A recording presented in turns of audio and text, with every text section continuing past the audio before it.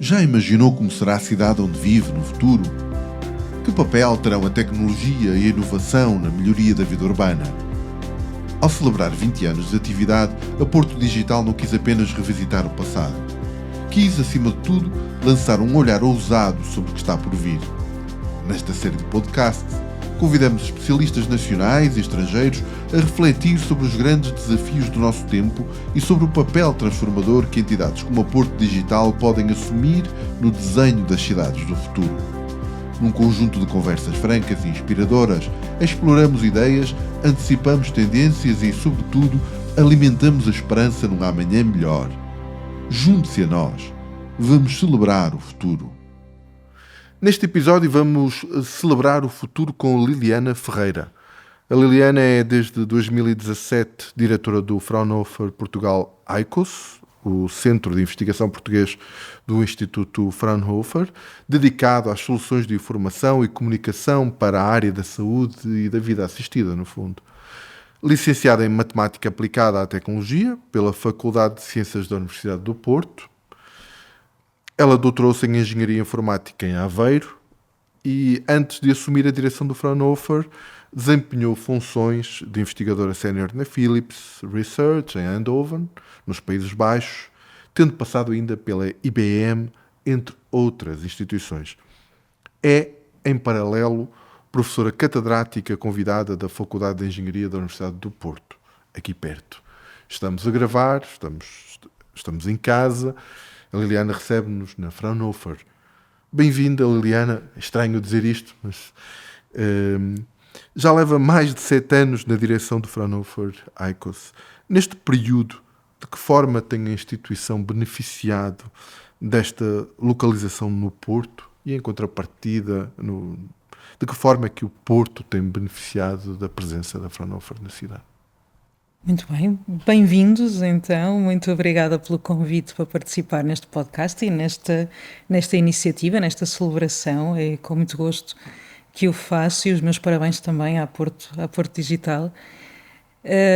De facto, a localização na cidade do Porto, que foi a primeira localização deste centro e, na realidade, a primeira localização de algum centro Fraunhofer em Portugal, sendo que Portugal também foi, excluindo os Estados Unidos, dos primeiros. Nós temos aqui uma certa competição com a Áustria.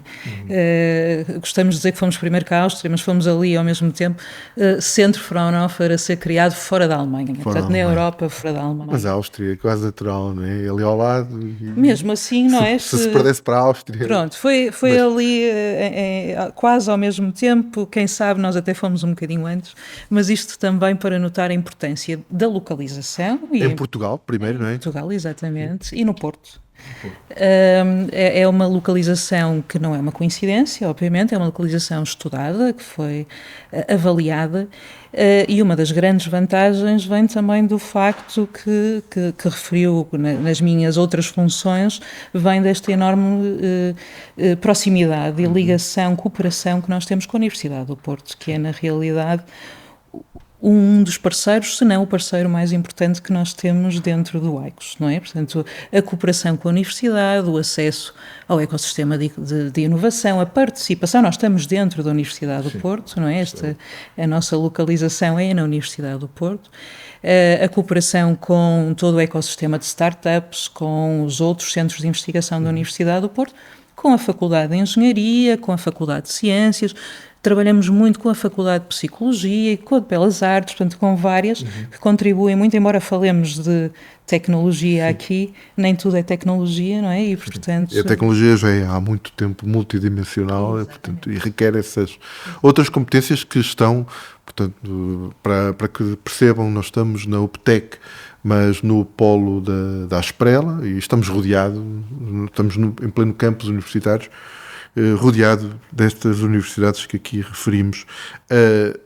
Há pouco, em conversa ainda não gravada, estávamos a falar também que já estão em Lisboa, entretanto. Sim, não é? Entretanto também expandimos para Lisboa, mais uma vez a ligação à universidade, a criar aqui uma oportunidade que gostaríamos de agarrar, mas há outras, não é? Principalmente aqui na região norte, portanto, no Porto, a grande missão da Fraunhofer em qualquer localização, obviamente que o AICOS também, é a transferência da tecnologia que desenvolve para o mercado. E o acesso que nós temos no norte de Portugal a um conjunto de parceiros, a indústria relevante nas áreas em que trabalhamos, também é determinante para a escolha da nossa localização. Obviamente, embora o nosso mercado seja bem maior, e tem que ser, não é? Maior global, do que o regional, mas ainda assim não é só a Universidade do Porto, o Norte tem outras universidades com quem trabalhamos, com o Minho, com a Universidade de Trás-os-Montes, abrimos um novo centro de investigação há pouco tempo, a Fraunhofer Portugal, em colaboração com a Universidade de Trás-os-Montes e com a Universidade de Évora, mas também Aveiro, obviamente todo o ecossistema de inovação, de conhecimento, de indústria, que são na realidade aqueles que nos trazem os problemas e que vão absorver a tecnologia que desenvolvemos, são absolutamente essenciais e têm sido um sucesso nesse sentido. Bom, o centro já tem um historial muito longo de projetos. Posso estar enganado, mas parece-me que, pelo menos aqueles que tiveram mais impacto, ou mais visibilidade lá fora, na área da saúde, muitos talvez porque também a área da saúde seja uma área importante para todos nós, não é? E quão fácil tem sido a adoção, portanto, daquilo que vocês aqui desenvolvem por parte do mercado? Temos tido mais sucesso numas áreas do que noutras, obviamente. A saúde é das áreas mais importantes que nós investigamos internamente, também é aquela que mais motiva os nossos investigadores, não é? O potencial impacto que tem na vida das pessoas, nas comunidades, dessa tecnologia, da inovação que é criada na área da saúde, obviamente que é por si só um fator de motivação, não é? E de vontade de investigar nessa área.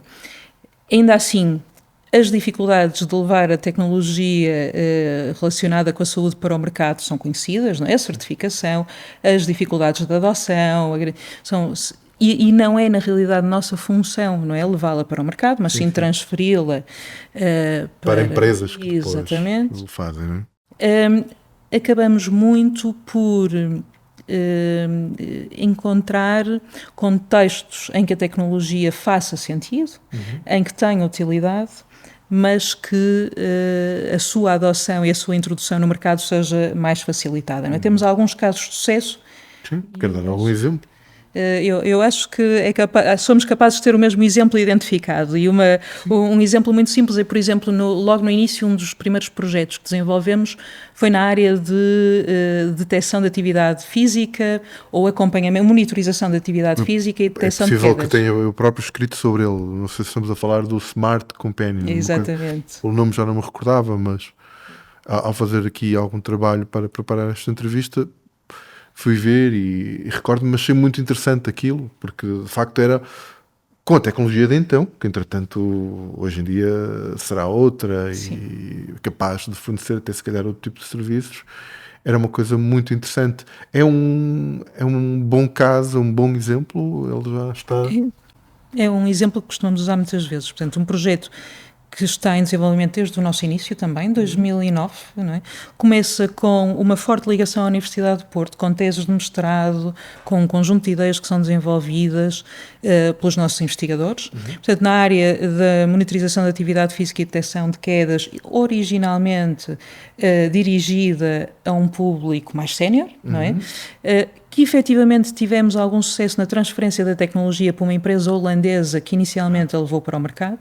No entanto, dificuldades normais relacionadas com a área, modelos de negócio, quem é que usa, quem é que certifica, etc., levaram a um conjunto de dificuldades. Mais recentemente, percebemos que exatamente a mesma tecnologia poderia ter interesse, por exemplo, no acompanhamento de trabalhadores que trabalham sozinhos, os que limpam as janelas, os que se fazem a segurança dos nossos edifícios, os trabalhadores que normalmente até estão em algumas condições de alguma insegurança, que precisam de acompanhamento, e acabamos por transferir uma tecnologia muito semelhante para uma empresa francesa que acabou por levá-la para o mercado com muito mais sucesso. Isso é curioso, isso é uma reutilização...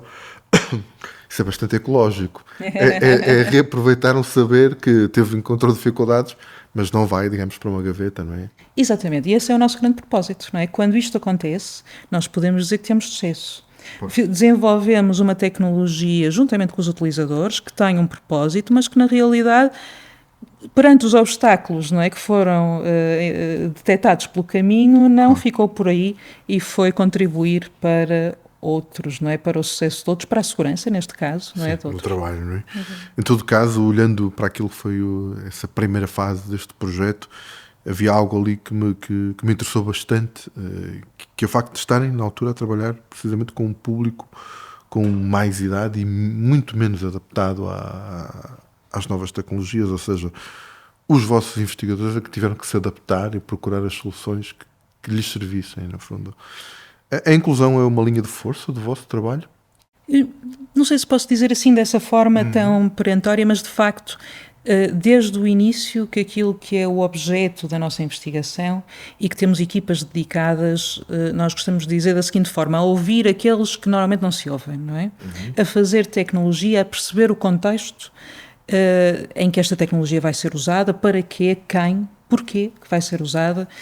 E só após a percepção, ou durante todo o processo de desenvolvimento da tecnologia, trazer esta componente mais humana para o desenvolvimento da tecnologia. Temos um grupo de investigação dedicado a isto, e desde o início, começando pelo público mais sénior, mais idoso, mas que pode ir para outros tipos de públicos, ou com alguma doença crónica, se continuarmos a falar da saúde, ou trabalhadores em algumas condições mais específicas de uma fábrica, por exemplo, não é? Ou seja, a capacidade, a competência para estudar quais as necessidades específicas destes utilizadores e desenvolver a tecnologia em co-criação com estes utilizadores e garantindo a sua efetiva adoção. Não é? Isto que fazemos. Isto, em termos de cocriação, eu percebo que vocês têm aqui uma iniciativa que é a colaborar isso,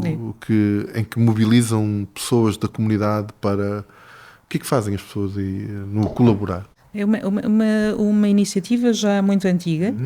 Começa exatamente por esta necessidade de perceber as necessidades específicas de um público, neste caso com mais idade, não é? Um público especial.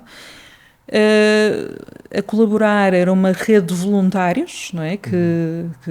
Da comunidade, da região, que vinham cá, ainda vêm algumas vezes, mas já vou explicar como é que evoluiu, testar a tecnologia, especificar a tecnologia, co-criar a tecnologia juntamente connosco, exatamente com este propósito, garantir que percebemos o contexto, o porquê e para quê da tecnologia, mas que também foi evoluindo, não é? Uma rede que também foi evoluindo. Foi afetada pelas condições normais da pandemia que todos nós vivemos, não é? Estamos a falar de um público que tem que ser resguardado, que também teve que ser particularmente resguardado durante essa altura, mas já também vinha no seguimento de uma evolução da Colaborar, em que nós percebemos que, de facto, aquilo que nos interessava era perceber como é que a tecnologia é usada, utilizada no contexto para o qual ela está a ser desenvolvida. E, portanto, fazer de uma Colaborar, ou fazer de um contexto, de um living lab, não é, como às vezes chamam este tipo de... Exatamente. A casa das pessoas, ou a fábrica onde a tecnologia vai ser usada, ou o centro de saúde, ou a instituição em que a tecnologia vai ser usada. Portanto, esta capacidade de ir ao local, de perceber as efetivas necessidades, foi, no fundo, a evolução da Colaborar, não é? Portanto, ela ainda existe, nós ainda reunimos. São muitos, eram mais de 1000 voluntários que nós tínhamos, ainda temos, obviamente. Não a utilizamos tanto exatamente por isto, não é? Porque foi evoluindo no sentido de irmos ter com as pessoas ao local onde as pessoas... Mas eles também vinham cá. Vinham cá, muitas vezes era muito comum ver as pessoas aqui a andar nos nossos escritórios com sensores nas pernas ou nos braços a testar a tecnologia connosco, e é algo que nós percebemos como útil para nós, mas também tem alguma e traz alguma vantagem aos próprios utilizadores, e vamos mantendo. O ambiente em que as coisas são criadas. Claro, sem dúvida. Quer dizer, nós somos apenas tratados normalmente como consumidores de qualquer coisa que já vem empacotada, não é? Com um livrinho de instruções apenas. E se nós conseguirmos ajudar a fazer as instruções, não está mal. A tecnologia, de facto, é muitas vezes vista como um fator de isolamento social, não é? Quer dizer, durante a pandemia também nos ligou um bocadinho, porque era a maneira que tínhamos. Mas até que ponto a podemos usar em contrapartida também no combate ao isolamento? que na verdade, tendo em conta que nós estamos a falar dos 20 anos do Porto Digital, na questão urbana o isolamento é também um problema sem dúvida. Mais evidente, não é? É curioso dizer isso, porque eu percebo de onde vem a afirmação, mas eu classificaria sempre a tecnologia, são as visões que temos, não é? Claro. Como um fator que facilita, não é? A ligação social. Percebo perfeitamente que alguma delas não o faz, mas como é essa a nossa visão da tecnologia, é nessa que trabalhamos, não é? Mesmo quando tentamos garantir que damos voz, lá está, àqueles que normalmente não a têm, ou que percebemos as necessidades efetivas das pessoas antes de desenvolver a tecnologia, aquilo que estamos a tentar é garantir isso, não é? Que as pessoas não estão isoladas, que todo o processo, não só o processo, mas que o objetivo da tecnologia serve esse propósito, não é? E, portanto, não eu acho que vocês outra tinham forma. até projetos também ligados, no fundo, à conectividade e à capacidade de levar até, no fundo, acesso à internet a zonas onde é mais difícil. De facto. E aí sim, temos a tecnologia ao serviço. Sim, tivemos durante muitos anos projetos até nos países africanos de língua portuguesa, em que o propósito era exatamente esse, levar a conectividade até aqueles que normalmente não a tinham, o desenvolvimento de ferramentas, tecnologias que ajudavam a integração na comunidade. Portanto, é muito do objetivo dessas ferramentas. Fomos evoluindo noutros sentidos, não é? As competências que o desenvolvimento dessas ferramentas nos trouxeram, mantemos-las e utilizamos para vários outros propósitos. Mas esse propósito de conectar, o propósito de garantir a aquisição de dados, a ligação de dados, a transmissão segura de dados, a computação destes dados, também é algo que está ainda muito forte nas competências que temos cá dentro. Entre os vossos vários projetos, há um que é o City Catalyst, que aborda o desafio, no fundo, para a tecnologia ao serviço do desenvolvimento sustentável das cidades. Esta palavra sustentável agora é usada para demasiadas coisas e às vezes é difícil perceber se estamos mesmo a falar de sustentabilidade. Mas explique-nos, por favor, o que é que está ou foi feito nesta iniciativa, que no fundo em que estiveram em parceria com o Porto Digital e muitas outras instituições do país, não é? Sim, esse é um projeto mobilizador, não é? Portanto, um projeto com vários parceiros. Já agora, ainda antes de ir ao City Catalyst, corroborar o que acabou de dizer, não é? Nós também temos várias definições de sustentabilidade internamente e dentro da Fraunhofer Portugal, aliás, porque vemos os diferentes centros da Fraunhofer Portugal como uma resposta a diferentes sustentabilidades. É verdade. Diferentes aos diferentes pilares, não é? Um mais económico, outro mais ambiental, outro mais social. Ou de operações, estávamos a falar do social, precisamente. Exatamente. Também, portanto, e vemos essa questão da sustentabilidade de várias perspectivas. A nossa será mais esta da operação, o mais económico, será o do AICOS. Mas o City Catalyst vem muito do nosso ponto de vista, não é? Portanto, um consórcio grande, com um objetivo que descreve, mas o nosso ponto de vista é o tal de garantia de interoperabilidade, de garantia de utilização dos standards de comunicação de dados, de privacidade, que permitam às cidades, às instituições, não é? Extrair o mais possível destes dados, garantindo que este enorme volume que temos atualmente de dados disponíveis é utilizado da melhor forma, mas também no desenvolvimento de ferramentas para a cocriação de soluções exatamente que vão ao encontro das necessidades das comunidades. Portanto, nós no AICOS temos 3 competências científicas principais, eu costumo chamá-las de uma forma muito simples de pessoas, acho que já falamos dela, não é? O estudo das pessoas, não é? Das suas necessidades. As coisas, que é o que estamos aqui a falar neste caso, portanto, a capacidade de aquisição de dados, de sensorização, de conexão, de computação, e depois temos a outra, que é a inteligência, não é? Que vai ligar à parte da inteligência artificial e como é que bebemos destas outras competências para chegar até aí. Mas eu vejo, no meio dessas 3 áreas, quer dizer, eu imagino que haja mais iniciativas com um impacto que seja evidente, digamos, naquilo que é uma área urbana, como o Porto ou outra qualquer. Tem assim mais algum projeto que se recorde? Temos projetos aqui e ali. Tivemos já também um projeto significativo com a Porto Digital, também esteve relacionada com a Lipor, na questão da compostagem, na sensorização dos compostores e a preparação destes dados para comunicação e para informação ao utilizador final também. Portanto, dentro destas competências que descrevi, vamos utilizando da melhor forma ao serviço do cidadão e daqueles que são os nossos parceiros, e a Porto Digital é um importante.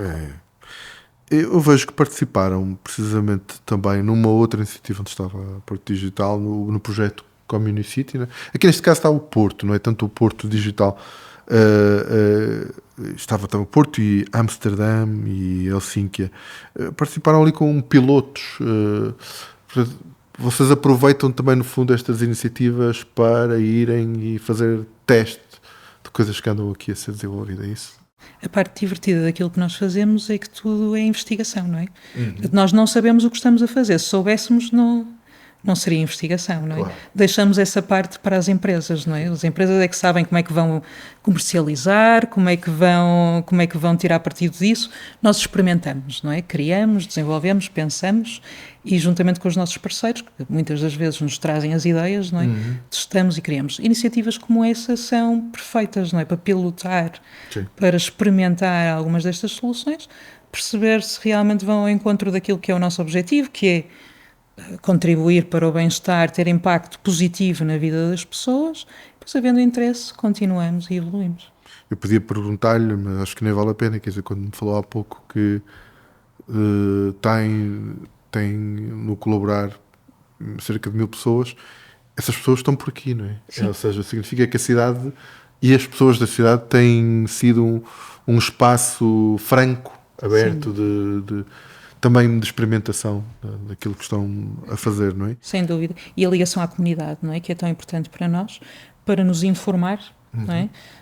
Faz parte, nós só conseguimos cumprir com esse objetivo de ter impacto positivo na vida das pessoas caso nos ligamos a estas, não é? E tenhamos acesso a estas, e a contribuição para a comunidade é um dos nossos grandes objetivos.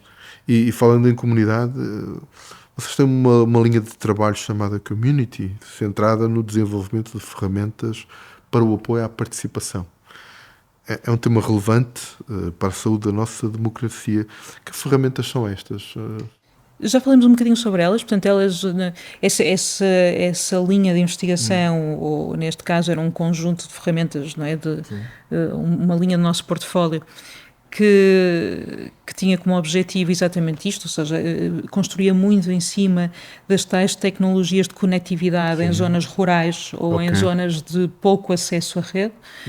Essa, em particular, era muito direcionada às populações dos países africanos de língua portuguesa, apenas porque foi lá que testamos, não é? Porque tínhamos alguma facilidade de contacto. E o desenvolvimento de um conjunto de ferramentas em cima desta tecnologia que permita a estas populações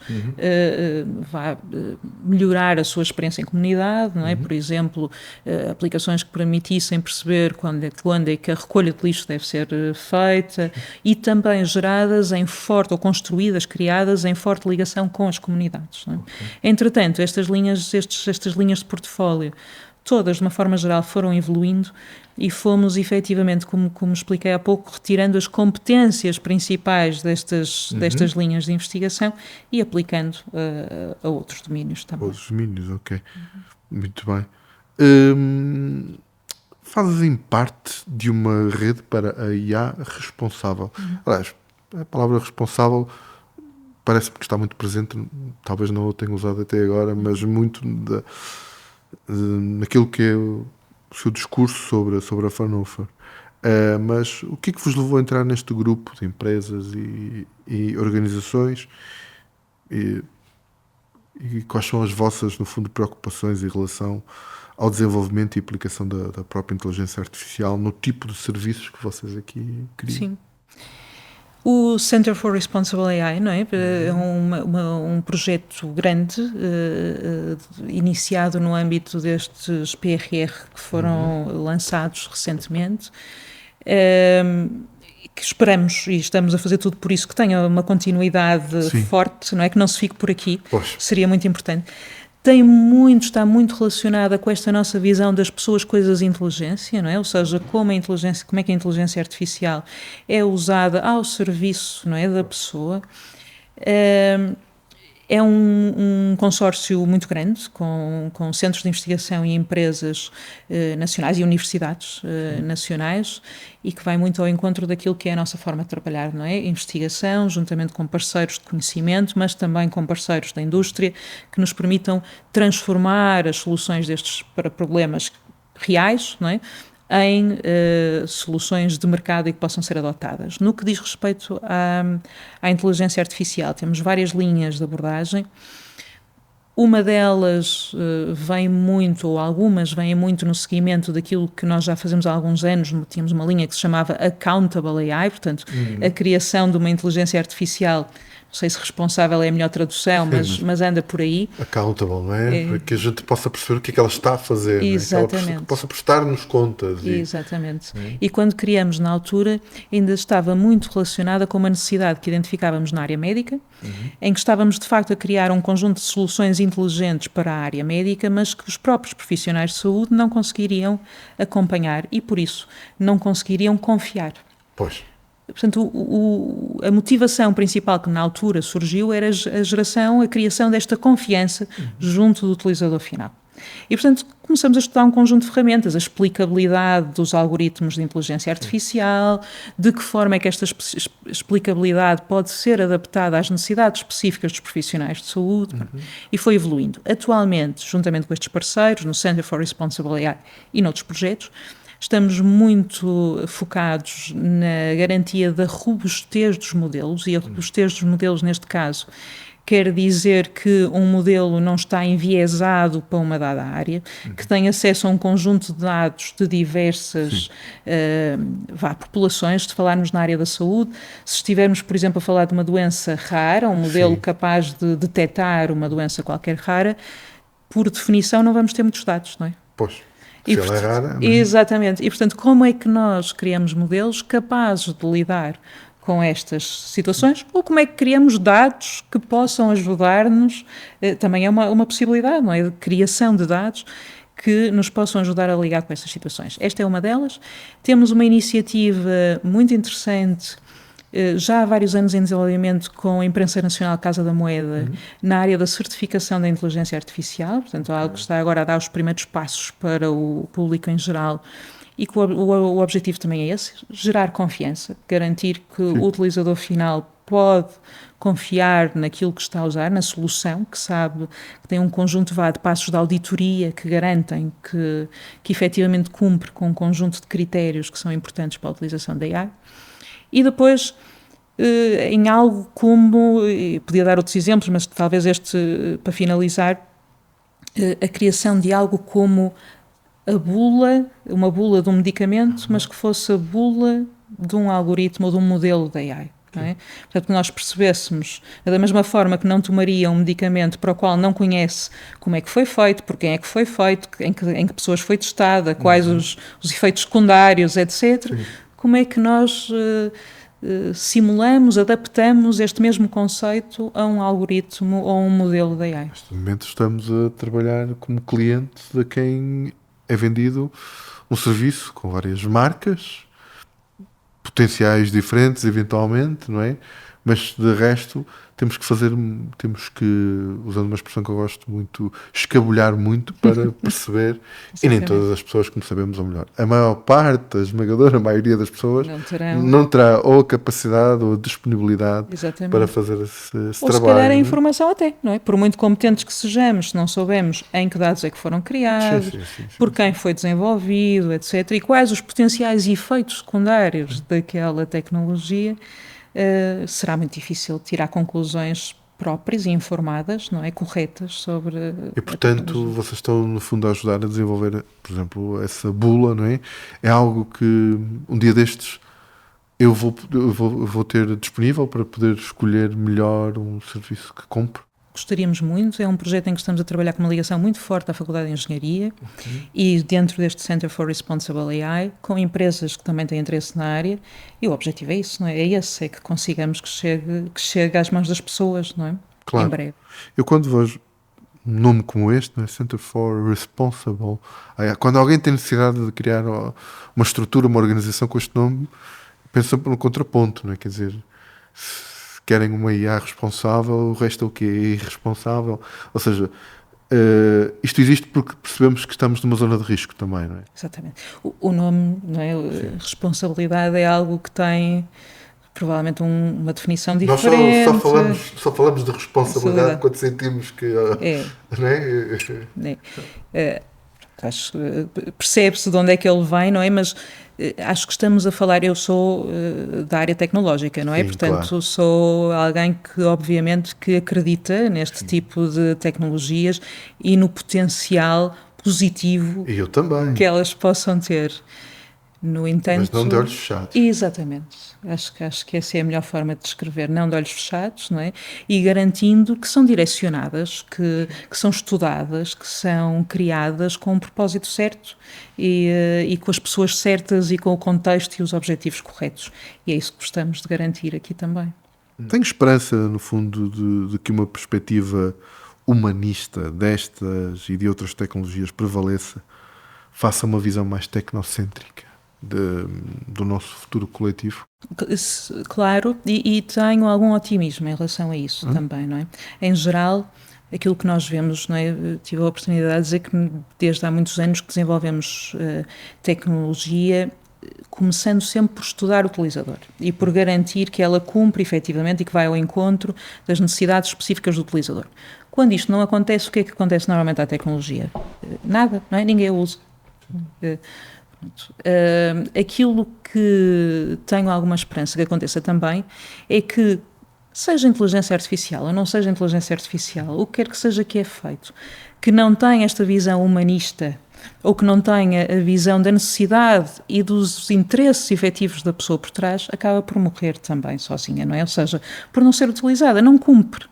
E, portanto, não utiliza. E isto é algo diferente de desenvolvimento ou utilização de inteligência artificial para outros fins, para fins menos positivos, Sim, não é? Claro. Pronto. São coisas diferentes, não é? Claro. Mas quando eu quero desenvolver uma ferramenta, se eu não tiver em consideração o lado humanista ou o lado para quem é esta ferramenta e que propósitos é que vai servir, dificilmente alguém a utilizará no final, não é? Nós vemos isto no dia-a-dia. Estamos aqui num laboratório de cocriação em que alguns dos projetos que estão aqui exemplificados nas nossas paredes são exatamente isso. São de perceber como é que as pessoas utilizam a ferramenta do dia-a-dia para o seu interesse. Às vezes coisas que nunca foram criadas com aquele interesse e são adaptadas para ter esse fim. Portanto, as pessoas, no fundo, são aqueles que depois decidem aquilo que vão fazer, como é que vão utilizar a tecnologia e, portanto, acabam por aqui uma bitola natural na forma como as coisas... Pode ser uma visão um bocadinho otimista, mas gostaria Também de acreditar... é preciso otimismo. Gostaria de acreditar que funciona. Eu fiz a promessa no arranque deste e de todos os outros episódios de que, de facto, nas incertezas todas destes tempos que passamos, que também é mesmo necessário olharmos com otimismo e procurarmos essas pistas, no fundo, de otimismo a que nos possamos agarrar também, não é? Liliana, muito obrigado por nos ter recebido aqui e por aceitar celebrar o futuro das cidades connosco. A reflexão sobre o futuro da cidade prossegue com outros convidados. E já sabe, pode encontrar todos os episódios deste podcast no site da Porto Digital e nas habituais plataformas de streaming. Acompanhe-nos. Let's celebrate the future.